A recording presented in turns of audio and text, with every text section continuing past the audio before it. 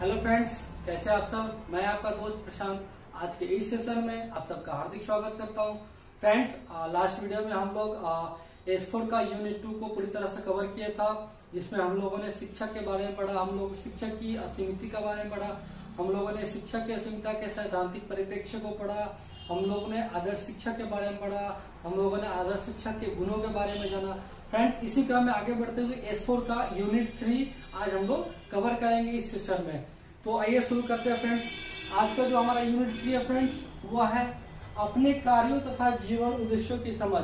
यानी कि एक शिक्षक कौन कौन सा कार्य करता है और उसके जीवन के क्या क्या उद्देश्य हैं और वह उन उद्देश्यों को कैसे समझता है या क्या क्या करता है उस उद्देश्य को समझने के लिए। आज का हमारा यही टॉपिक है फ्रेंड्स। इसमें आज हम लोग को मुख्य रूप से आज टॉपिक देखना है। बहुत इजी चैप्टर है ये भी, और मुख्य रूप से देखा जाए तो फ्रेंड्स इसमें भी आप लोग को अपने तरफ से ही बना के लिखना है। इसमें कुछ भी ऐसा नहीं है जो आपको सिखलाया जाए, समझाया जाए। फिर मैंने प्रयास किया है कि कुछ पॉइंट्स में आप तक जरूर रखूं।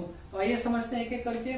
फ्रेंड्स, आज का जो मेरा पहला टॉपिक है वो है कि अपने जीवन लक्ष्यों को विकसित करने तथा उनके भौतिक, भावनात्मक तथा आध्यात्मिक परिप्रेक्ष्य। यानी कि एक व्यक्ति जो अपने लक्ष्यों को कैसे विकसित कर सकता है उसको समझना है। फ्रेंड्स, सबसे पहले यह समझते हैं कि हर व्यक्ति जो यहाँ पर है उस व्यक्ति का एक अपना लक्ष्य होता है, एक अपना उद्देश्य होता है, और उस लक्ष्य को या उस उद्देश्य को वह व्यक्ति कैसे विकसित कर सकता है, इस चीज को हम लोग आज जानेंगे। फ्रेंड्स, दुनिया में हर वो व्यक्ति जो भी व्यक्ति है वो चाहता है कि सुखी संपन्न जीवन यापन करे। उसके लिए जरूरी है कि वो अपने लक्ष्यों को विकसित जरूर करे। व्यक्ति जो भी प्रतिदिन कार्य करता है, रोजमर्रा की कार्य करता है या रोजमर्रा की जो आदतें हैं उसको बदल कर वह व्यक्ति अपने लक्ष्यों को आसानी से क्या कर सकता है, विकसित कर सकता है।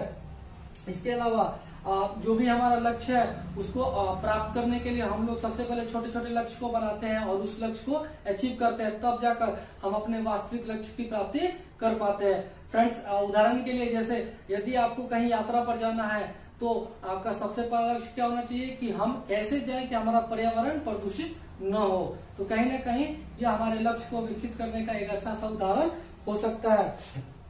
कुछ और पॉइंट्स देख लेते हैं फ्रेंड्स।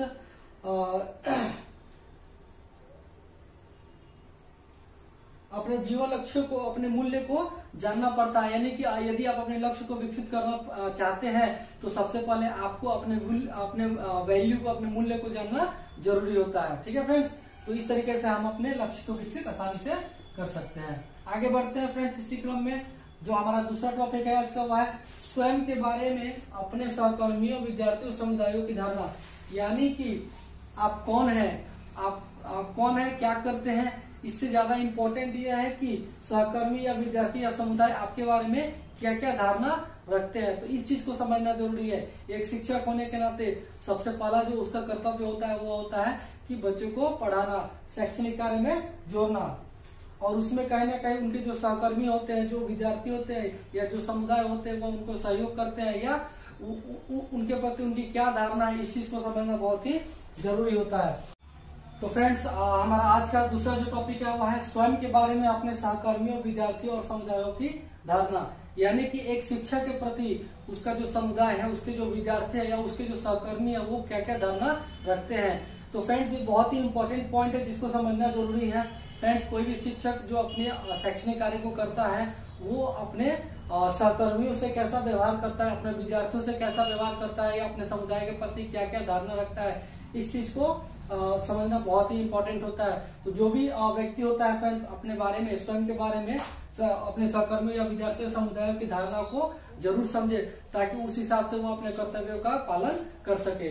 आगे बढ़ते हैं फ्रेंड्स। हमारा जो आज का तीसरा टॉपिक है वो है दैनिक रिफ्लेक्टिव डायरी।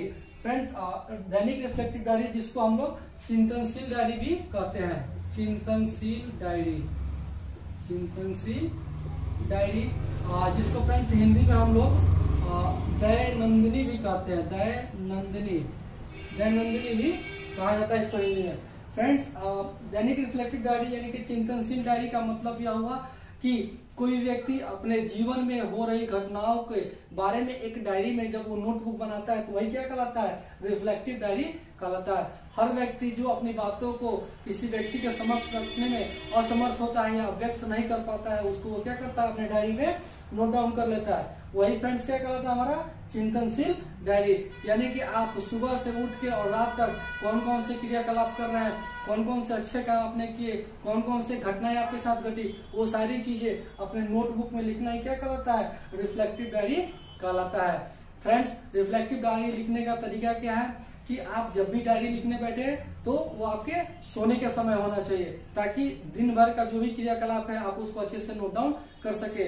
डायरी लिखते समय सबसे पहले ऊपर आपको डेट देना होता है, आपको टॉपिक देना होता है, आपको समय देना होता है, और लास्ट में आपको एक सिग्नेचर भी करना होता है। तो ये एक तरीका हो गया डायरी लिखने का। ठीक है फ्रेंड्स, आगे बढ़ते हैं। आज का जो हमारा चौथा टॉपिक है वह है कार्यशाला में प्रेरणादायी कहानियां फिल्मों पर चर्चा। फ्रेंड्स, कार्यशाला का अर्थ यह होता है जहाँ पर कार्य को किया जाए, यानी कार्य करने की घर। कार्य मतलब कार्य हो गया, शाला का मतलब कक्ष होता है, जिस कक्ष में कार्य को किया जाता है उसे कार्यशाला कहते हैं। अब बात करते हैं कि इसमें प्रेरणादायी कहानियां या फिल्मों पर चर्चा क्यों की जाती है।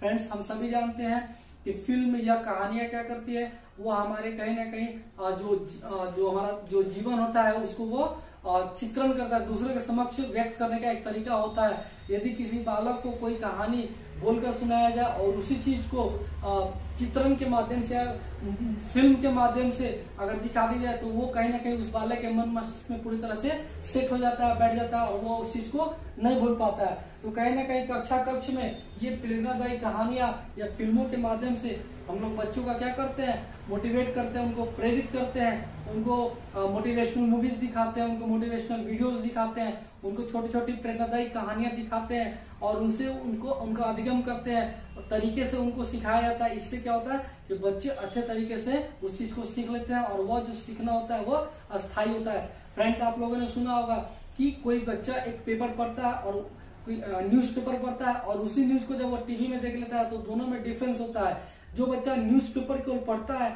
वो कुछ समय तक के लिए उस खबर को अपने दिमाग में रख पाता है, लेकिन जब उसी न्यूज को वह बच्चा टेलीविजन के माध्यम से देख लेता है, टीवी पर देख लेता है, लाइव देख लेता है, तो वो उसके दिमाग में काफी दिनों तक रहता है। तो ये फायदा होता है कार्यशाला में प्रेरणादायी कहानियां फिल्मों के माध्यम से बच्चों के अधिगम करने पे। कुछ और पॉइंट्स देख लेते हैं फ्रेंड्स।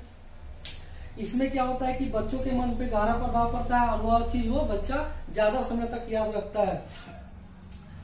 डायरी फ्रेंड्स जो होता है वो एक सच्चे मित्र की तरह होता है, यानी कि यदि आप अपना आज का फोटो आज से 10 साल के बाद देखेंगे तो कहीं ना कहीं आपकी पुरानी यादें ताजा हो जाएगी। बिल्कुल इसी तरह फ्रेंड्स जो डायरिया होती है वो हमारे अतीत का क्या होता है, एक साक्ष्य होता है, एक प्रमाण होता है। हम लोग अपने डायरी से, यदि हमारी डायरी को कोई व्यक्ति पढ़ता है तो वो हमारे अतीत के बारे में जान सकता है कि यह व्यक्ति कौन था, कैसा था, क्या करता था। तो ये कहीं ना कहीं क्या हो गया फ्रेंड्स। ठीक है फ्रेंड्स, तो कहीं ना कहीं कार्यशाला में मूवी चलाना, प्रेरणादायी कहानियां चलाना और बच्चों को मोटिवेट करना बहुत ही ज्यादा जरूरी होता है।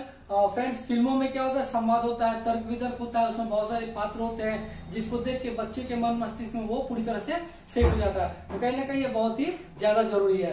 फ्रेंड्स, आगे बढ़ते हैं। आज का जो अगला टॉपिक है वो है अपने खूबी को पहचानना तथा उसका शिक्षण में प्रयोग। यानी कि एक शिक्षक अपने खूबी को पहचान पाता है कि नहीं, वो बहुत ही ज्यादा जरूरी है, क्योंकि जब तक वो अपने खूबी को नहीं पहचानेगा, अपने टैलेंट को नहीं जानेगा, तब तक वो उसका शिक्षण में यूज नहीं कर सकता है। तो एक शिक्षक को अपने टैलेंट को पहचानना बहुत ही ज्यादा जरूरी होता है। आज का जो अगला टॉपिक है वो है अध्यापक के कर्तव्य। यानी कि एक अध्यापक का क्या क्या कर्तव्य होता है। जैसा कि हम सभी जानते हैं कि शिक्षक का जो परम कर्तव्य होता है वो बच्चों का अध्ययन करना ही होता है। उसके अलावा बहुत सारे और भी कर्तव्य है फ्रेंड्स, जिसको समझ लेते एक करके। सबसे पहला है शिक्षण संबंधी। मैंने बताया कि शिक्षक का जो परम कर्तव्य होता है बालक को शिक्षा देना, उसको अच्छे तरीके से मार्गदर्शित करना, उसको सही रास्ता दिखाना, उसका अध्ययन करना। फ्रेंड्स, दूसरा जो होता है वह है पाठ्यक्रम सारगामी क्रिया, यानी कि शिक्षण के अलावा उसको एक्स्ट्रा करिकुलर एक्टिविटीज कराना, उसको खेल के माध्यम से पढ़ाना, उसको खेल में स्पोर्ट्स के बारे में बताना, या नाट्य कहानियां, बहुत सारे नाट्य या फिर कहानियों के माध्यम से या मंच के माध्यम से भी हम लोग उसका क्या कर सकते हैं, विकास कर सकते हैं। तो ये भी कहीं ना कहीं जरूरी होता है फ्रेंड्स शिक्षण अधिगम में। अगला जो है वो है परीक्षा संबंधी, यानी कि एक शिक्षक क्या पढ़ा रहा है उसका वो परीक्षा लेता है, बालक को जानने का प्रयास करता है कि बालक कितना सीखा, क्या मार्क्स आया, इससे उसका मूल्यांकन होता है। तो ये भी एक शिक्षक का ही कर्तव्य है फ्रेंड्स। अगला जो है वो है छात्रों का निरीक्षण संबंधी, यानी कि छात्रों का निरीक्षण करना भी समय समय पर बहुत ही ज्यादा जरूरी है। नहीं तो ऐसा पता चलेगा कि कुछ स्टूडेंट समझ रहे हैं, कुछ स्टूडेंट्स नहीं समझ पा रहे हैं, तो निरीक्षण भी बिल्कुल ही जरूरी है। ये भी एक शिक्षक का ही कर्तव्य है, अध्यापक कर्तव्य। फ्रेंड्स आखिरी जो है वो है संबंध निर्माण कार्य, यानी कि एक बालक को आप अच्छे तरीके से कब पढ़ा सकते हैं, जब आप उसके साथ घुल मिल जाए, यानी कि आपको उसके साथ एक दोस्ताना संबंध आपको निर्माण करना पड़ेगा, तब जाके आप कहीं ना कहीं बालक को अच्छे से अधिगम कर सकते हैं। तो एक अच्छा संबंध निर्माण कार्य करना भी एक अध्यापक का प्रधान कर्तव्य होता है। आज का जो अगला टॉपिक है फ्रेंड्स वो है अध्यापक डायरी। फ्रेंड्स डायरी के बारे में मैंने बताया, डायरी क्या होता है, तो डायरी वह है जिसमें एक व्यक्ति अपने दैनिक जीवन का जो भी घटनाक्रम होता है उसको उसमें क्या करता है, नोट डाउन करता है। उसी प्रकार से शिक्षक डायरी भी क्या है कि एक शिक्षक सुबह से लेके क्या क्या बच्चों को पढ़ाया, क्या क्या उसने क्रिया की, कौन कौन सी घटनाएं उसके साथ घटित हुई वो उसको नोट डाउन करता है। साथ ही साथ वो डायरी में आगे का प्लानिंग भी नोट डाउन करता है कि अगला कौन सा क्लास है, कौन सा चैप्टर है, कौन सा टॉपिक है, वो उसका प्री प्लानिंग करता है, पहले से तैयारी करके रखता है। बच्चे का क्या क्या प्रोग्रेस हुआ, प्रोग्रेस को नोट डाउन करता है, क्या कमी रह गई उसको नोट डाउन करता है। तो कहीं ना कहीं शिक्षक के लिए डायरी भी बहुत ही ज्यादा जरूरी है। अगला जो लास्ट टॉपिक है फ्रेंड्स वो है शिक्षण। शिक्षण का मतलब होता है फ्रेंड्स ज्ञान का आदान प्रदान। जैसा कि हम सभी जानते हैं कि ज्ञान का आदान प्रदान दो व्यक्ति के बीच में हो सकता है, एक शिक्षक और एक छात्र। इसीलिए फ्रेंड्स कहा भी जाता है कि teaching is a bipolar process. मैं लिख देता हूँ फ्रेंड्स, यहाँ पे कहा जाता है teaching is a bipolar process, यानी कि यह दो व्यक्तियों के बीच में की जाने वाली वैसी क्रिया है जिसमें ज्ञानों का आदान प्रदान होता है, जिसमें अनुभवों का आदान प्रदान होता है, जिसमें भावनाओं का आदान प्रदान होता है। आप क्या सोचते हैं वो सामने वाले को बताना, अपने अनुभव को शेयर करना, क्या कहलाता है, शिक्षण कहलाता है। तो इस प्रकार से फ्रेंड्स हम लोग का S4 का यूनिट 3 पूरी तरीके से समाप्त होता है और S4 भी समाप्त होता है। छोटा सा फ्रेंड यूनिट था, इसलिए आज हमने इसको पूरी तरह से समाप्त कर दिया। आई होप आप लोग समझ रहे होंगे। तो आज के लिए इतना ही फ्रेंड्स, थैंक यू।